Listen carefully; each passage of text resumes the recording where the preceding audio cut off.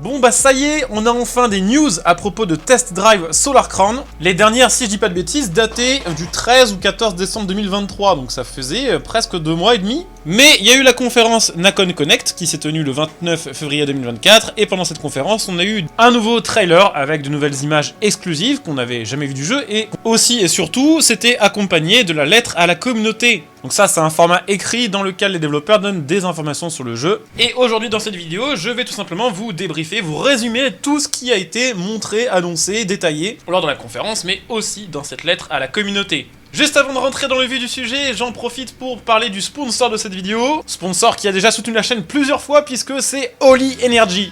Holy Energy, c'est une marque de boissons énergisantes fabriquée à partir d'ingrédients naturels et surtout sans sucre. Ces boissons proposent pas mal d'avantages. Le premier, déjà, c'est le prix. Ça revient beaucoup moins cher de consommer du Holy Energy que de consommer la plupart des autres marques de boissons énergisantes. Et tout ça grâce aux doses et aux shakers. Une dose de Holy Energy correspond à un shaker entier de boissons énergisantes. Il ne vous reste plus qu'à rajouter l'eau, à touiller et votre boisson est prête. L'autre gros avantage pour moi de Holy Energy, c'est le choix de goût. Déjà, il y a pas mal de gammes différentes. Il y a le Holy Energy, il y a le Holy Iced Tea, qui vous rappellera différents goûts de boissons au thé glacé, mais aussi la gamme Hydration, qui propose une autre gamme de goûts, pensée pour être bu lors d'un effort physique, pour rester bien hydraté grâce aux électrolytes et grâce aux minéraux. Et dans chacune de ces gammes, il y a littéralement des dizaines de goûts différents. Mon préféré en ce moment, c'est le Citrus Cobra, qui est basé sur les agrumes et sur le goût du citron, mais il y en a à vraiment tout type de goût. Si vous avez envie d'en voir plus et de commander vos boissons Holy Energy, je vous mettrai le lien du site sous cette vidéo en description et en top commentaire, et sachez que si vous commandez en utilisant le code Equinox5, vous profitez de 5€ de réduction, et que si vous commandez avec le code Equinox, vous profitez de 10% de réduction. Donc n'hésitez pas à jeter un petit coup d'œil, ces boissons sont vraiment bonnes, et si vous commandez via mon lien, vous soutenez la chaîne par la même occasion. Donc n'hésitez pas à jeter un petit coup d'œil.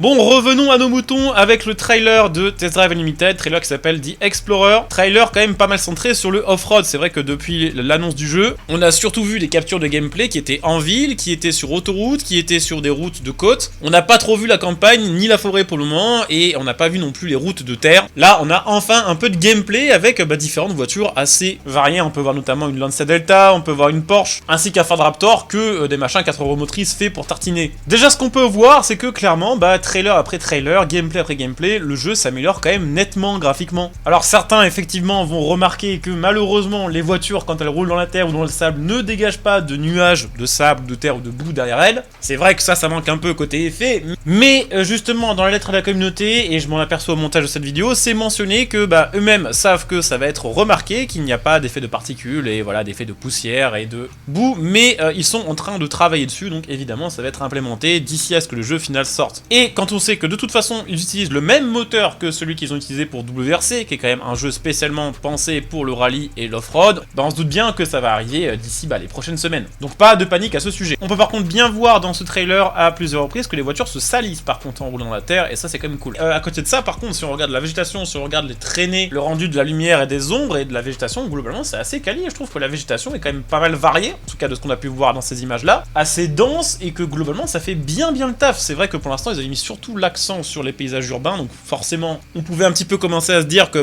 ce serait peut-être le gros du jeu et que malheureusement les environnements extra-urbains seraient peut-être un peu moins bien gérés, mais non, c'est clean de fou je trouve, à part effectivement les effets de terre et de poussière. Et puis clairement il y a quand même des super jolis paysages, si vous prenez ce plan là, avec l'espèce de petit lagon, l'espèce de petite plage un peu cachée du reste, avec l'eau bien bleue comme il faut, franchement ça donne envie d'y aller en vacances. Ce trailer c'est aussi l'occasion de montrer que c'est pas parce qu'on s'éloigne de la ville et qu'on va à la campagne que tout est vide et il y a que des arbres et que des routes de terre. On peut voir quand même pas mal de petits endroits assez travaillés, simulant un petit peu on va dire une vie qui pourrait se dérouler sur la map, avec différents chantiers, avec des passages bien cool qui ne sont pas sans rappeler ceux de Forza Horizon 3 où on passe dans des espèces de tunnels de roche qui sont vraiment jolis d'ailleurs. On peut voir aussi sur d'autres plans des décors très cool, des plus petits villages ou en tout cas des hameaux avec quelques maisons très colorées. On peut voir qu'il y a également des PNJ qui sont au balcon de ces maisons là, histoire de crédibiliser l'univers et de lui ajouter un petit peu de vie.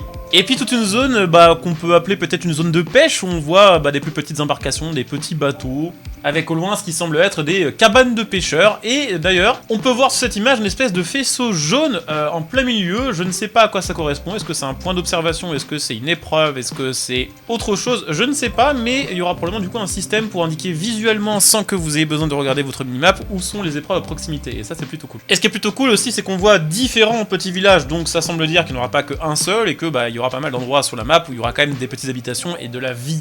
Nous avons également avec ce trailer la confirmation qu'une partie des environnements seront destructibles, notamment certaines barrières en bois qui bloquent l'accès à certains chemins. Alors je ne pense pas qu'on pourra détruire autant de choses que sur Forza Horizon 5. Sur Horizon 5 de toute façon c'est ridicule de pouvoir casser des murets de pierre d'un seul coup en roulant à 30 km/h sans que la voiture n'ait aucun problème, mais c'est plutôt cool et ça permet de n'avoir, on va dire, aucune vraie limite à l'expédition tout terrain, et ça c'est quand même très cool. Aussi, autre petit exemple quand même de truc assez techniquement cool, c'est que quand vous roulerez sur des fleurs, sur des plantes, elles se déformeront. Alors certains vont considérer que c'est vraiment un tout petit détail, mais c'est grâce à ce genre de détail qu'on a un résultat plus crédible. Forcément, si on passe à travers les plantes ou si quand on roule dessus, juste elles dépopent, c'est un peu de la merde. Donc là, c'est plutôt bien fait. Autre petit détail, alors là, ça concerne les voitures électriques. Dans ce trailer, effectivement, on voit une Porsche Taycan explorer un petit peu la forêt, faire des sauts, enfin voilà, rouler tout simplement de manière off-road, et on peut quand même apercevoir et surtout entendre qu'elle a un petit peu de son quand même, donc un son de voiture électrique, forcément, elle va pas faire un son de V12 Atmo, mais un son qui me paraît plus fort et plus agréable que celui d'une vraie Taycan en vrai. Et je pense que ça a été volontairement fait pour faire un petit peu comme sur The Crew Motorfest, donner, on va dire, un peu plus d'intérêt à ces voitures. Ils savent bien, étant eux-mêmes des passionnés d'automobile, que les gens qui aiment les voitures, qui font du bruit, si sur un jeu vidéo vous leur donnez une voiture qui fait vraiment aucun son, comme c'est le cas par exemple de la plupart des voitures électriques de Forza Horizon 5, on perd tout de suite vraiment beaucoup d'intérêt à les conduire. Donc là ils ont à mon avis un petit peu travaillé là-dessus. Ce trailer c'est aussi l'occasion pour eux de montrer un petit peu de conduite moins grippée, avec un peu plus de drift, avec des rebonds parce qu'on a des terrains qui sont un peu moins plats forcément que l'autoroute qu'on nous avait montré avant sur le jeu, ou la route en ville, voire même de montrer des voitures sautées. C'est l'occasion, voilà, tout simplement de montrer que le comportement des voitures se veut quand même assez réaliste et assez fun quand même, et pas trop rigide en tout cas. On peut voir aussi pareil dans ce trailer un peu plus loin qu'il aura un système de jetons à ramasser en roulant, donc les petits points jaunes, ça se trouve c'est ça qu'on voyait de loin. Je ne sais pas au moment où je fais cette vidéo à quoi ça correspond, est-ce que c'est de l'argent, est-ce que c'est un petit peu comme les objets cachés sur les GTA qu'il faut trouver pour avoir à la fin un espèce d'objet ultime. Peut-être que plus tard en tournant cette vidéo je m'apercevrai de ce que c'est et que je vous en reparlerai. Mais il y aura des petits collectibles comme ça cachés et c'est toujours cool, ça force à explorer un peu la map. Et aussi, et ça va faire plaisir quand même aux joueurs qui ont joué à TDU 2 et à TDU 1, je sais plus s'il y avait ça sur le 1, mais il y a bel et bien un système de voitures à trouver avec les épaves. Voilà, où plus vous roulerez près d'une épave à trouver, plus votre radar se mettra à biper rapidement. Là, on a pu voir un exemple avec la Volkswagen Coccinelle qui est désossée et à laquelle il manque quelques petites parties. On peut supposer que il faudra trouver à plusieurs endroits sur la map différents morceaux de cette épave pour pouvoir à la fin la reconstituer et l'obtenir gratuitement dans son garage. Et ça, on peut en être sûr, notamment parce que juste après, on peut voir qu'il ramasse la 5e pièce sur 14 de cette épave-là. Il y aura probablement du coup plusieurs épaves, puisque ça, c'est l'épave off-road. Il y aura probablement du coup l'épave classique aussi, donc au moins 2 épaves. Ça confirme aussi du coup la possibilité sur le jeu de jouer avec des voitures quand même beaucoup plus vieilles. C'est vrai que jusqu'ici on a vu beaucoup de voitures classiques modernes, assez peu justement de voitures anciennes. Donc là, remonter aussi loin dans le temps, c'est plutôt bon signe sur le fait que la carliste sera quand même assez variée. Donc là on a fait un petit peu le tour de ce qui a été annoncé officiellement dans le trailer. On va maintenant passer aux choses qui sont écrites dans la lettre à la communauté. Je précise quand même effectivement que dans ce trailer on n'a toujours pas de date de sortie, mais que d'après mes informations, et peut-être qu'on en parlera plus tard dans cette vidéo, le jeu est toujours confirmé pour 2024. Alors la manière dont la communication se fait montre qu'à mon avis c'est pas pour ce trimestre là. C'est vrai que normalement c'était censé être pour le printemps, mais à mon avis, vu les termes employés et vu le fait qu'ils disent notamment que plus on se rapprochera de la sortie, plus on aura des infos sur le jeu, et que là on en a quand même assez peu, plus ça me fait dire qu'à mon avis le jeu il va être repoussé quand même à la fin de l'année, probablement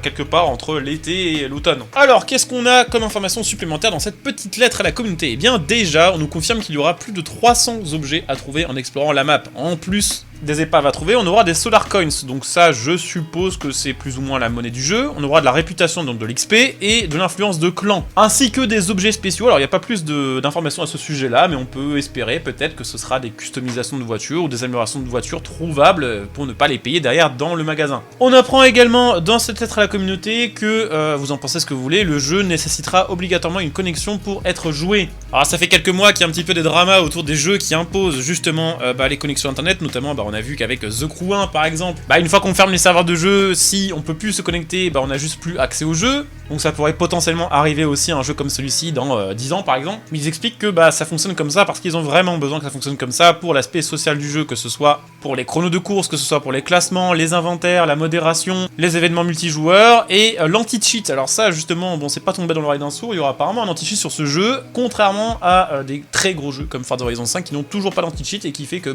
il y a actuellement toujours des classements qui n'ont aucun sens sur le jeu, des chronos qui sont infaisables, des vitesses qui sont inatteignables. Donc on sait pas encore trop quel anti-cheat anti-cheat c'est. Peut-être que sur WRC il y en a un, j'en ai aucune idée. Si vous savez vraiment quel anti-cheat c'est, bah n'hésitez pas à le mettre en commentaire sur cette vidéo, hein. Vous pouvez dire si ça fonctionne bien ou pas. Mais voilà, pour toutes ces raisons-là, le jeu nécessitera une connexion internet pour être joué. On a ensuite quelques informations assez sympas sur le développement du jeu, notamment bah, on apprend qu'il aura fallu 3 ans pour modéliser la map à l'échelle 1/1 de Hong Kong Island, et que chaque voiture nécessite environ 4 mois de travail, puisque ils veulent vraiment que les voitures soient modélisées à 100%, ce qui inclut évidemment l'extérieur, l'intérieur, mais aussi la réalisation pour certains modèles d'intérieur illuminé, hein. On peut voir par exemple sur certaines Mercedes modernes, alors ça c'est pas sur le jeu, mais c'est un exemple. On a le ciel étoilé, ça peut être ce genre de choses, mais aussi ils expliquent que pour certaines voitures il y a besoin d'animations uniques, comme par exemple le ouverture et fermeture du toit de certains cabriolets par exemple. Ils précisent aussi également du coup que chaque voiture a une physique personnelle, une physique unique, et que évidemment selon la surface sur laquelle on roulera, on aura différentes réactions de la voiture. En plus de ça, bon, il y a les sons moteurs, il y a les améliorations, ce qui fait que chaque bagnole c'est quand même un gros casse-tête, surtout si on rajoute à ça le temps dont ils ont besoin pour tester chaque voiture pour être sûr qu'il ne manque rien, quoi, hein, que tout est bien fonctionnel et que tout est cool. Ils expliquent également avoir ces derniers mois vraiment beaucoup avancé sur le jeu, notamment grâce aux différentes bêtas qui ont permis de collecter l'avis des joueurs et leur retour, mais aussi grâce à leur Discord et tous les avis des joueurs qui ont pu être exprimés sur différentes plateformes sociales. Et qu'ils savent bien qu'on attend tous avec impatience une date stable, on va dire finale de sortie du jeu. Mais ils expliquent tout simplement que tant que le jeu n'est pas assez prêt de sortir, tant qu'ils ne sont pas encore 100% sûrs de la période à laquelle le jeu sortira, ils préfèrent ne pas communiquer de date plutôt que de faire comme il y a quelques années où une date avait été communiquée pour au final apprendre quelques semaines avant sa sortie qu'il était repoussé. Cependant, ils expliquent quand même que de leur côté, ils ont bien avancé sur la stabilité du multijoueur, sur l'infrastructure serveur et sur l'optimisation des performances en jeu. C'est quand même 2 gros points importants, mais qu'il y a encore un peu de boulot sur ces sujets-là, et qu'une fois que ce sera fait, en gros, ils pourront enfin proposer une date de sortie et la publier. On a également l'annonce qu'il y aura bientôt une 3e bêta fermée sur le jeu qui permettra de tester apparemment plus de choses sur le jeu. C'est vrai que jusqu'ici les bêtas ne permettaient pas forcément d'aller très très loin et d'explorer vraiment la map. Donc en gros, pour résumer tout ça, le jeu a quand même bien avancé, le off-road a l'air d'être bien réussi, il y a des choses qui ne sont pas encore terminées, ils le savent, ils en parlent, ce qui permet un petit peu de désamorcer les réactions parfois un petit peu négatives de l'audience, ce qui est je pense une bonne chose, ils sont transparents en fait vraiment sur l'état du jeu actuel, et ça c'est très cool, on ne peut que les remercier et que apprécier ce genre de choses quand on voit ce qui se fait ailleurs. Mais voilà, c'est pas non plus pour demain, la veille, la sortie, il y a quand même très peu de chances que ce soit pour le printemps, surtout quand on sait qu'il y a encore pas mal de points sur le jeu qui vont être abordés côté communication, et que on a actuellement des points qui se font tous les mois et demi, tous les 2 mois, donc c'est encore ne serait-ce que 3 points, faut pas attendre le jeu, je pense, avant, l'été. Je peux me tromper, mais je pense que s'il était censé sortir au printemps, on aurait presque une date dès maintenant, en fait, hein.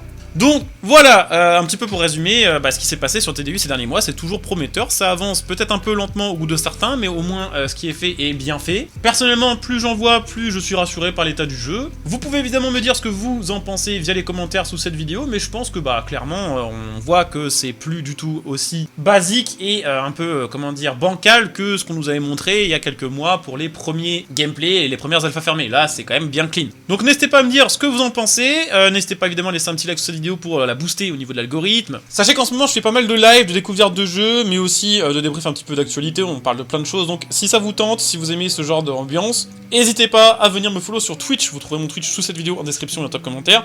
Venir me follow sur Twitch, c'est pour vous l'assurance d'être notifié lorsque je commence un live justement, et vous pouvez soutenir la chaîne en assistant au live, mais aussi en utilisant votre Twitch Prime sur ma chaîne Twitch pour profiter de petits bonus de votre côté.